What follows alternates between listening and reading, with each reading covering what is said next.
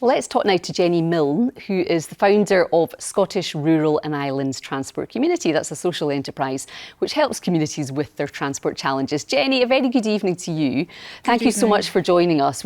Is the situation, would you say, in Glentrool seen in other rural communities, that people there are not alone in losing some of their local bus services? I'm actually really glad this has made the news, because I think there's many people watching, whether they're resident or a tourist, that have been to parts of Scotland. This isn't something new. It's been going on for a very long time.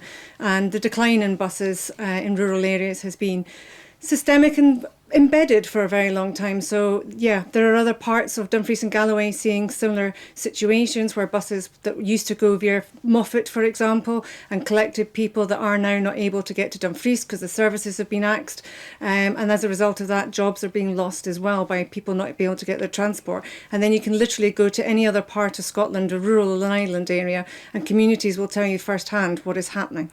Tell us more about those impacts then, those social and economic impacts when services become restricted. Yeah, it's very much one of those, you can't compare urban with rural areas.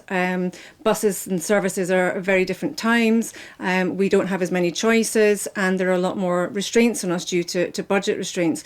So that means actually we need to look at this slightly more holistically, and by that I mean we need to think about the people on the buses. It's for that mental health purpose. It's for getting to the doctor or volunteering, or with the case of Moffat, getting to jobs and employment, or young people trying to get to college. I've heard many stories about young people not getting to college, trying to go just simply 30 miles.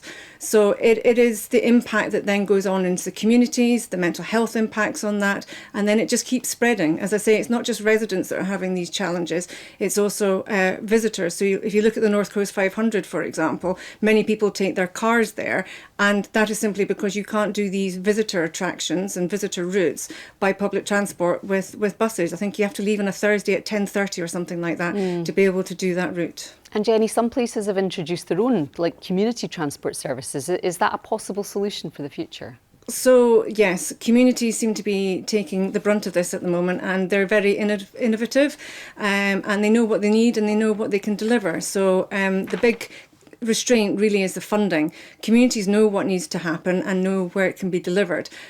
So we have a cycle of funding at the moment that really only lasts 9 to 12 months. So it's A, getting access to the funding, but B, making sure that it's sustainable and that the communities have got the support. Because a lot of these people are volunteers that are also running services. It's not just about buses. There's a lot of gaps being filled by community car clubs, car sharing, and quite a lot of this is informal. You're asking your neighbour for a lift somewhere because you haven't got the bus available to you. So okay.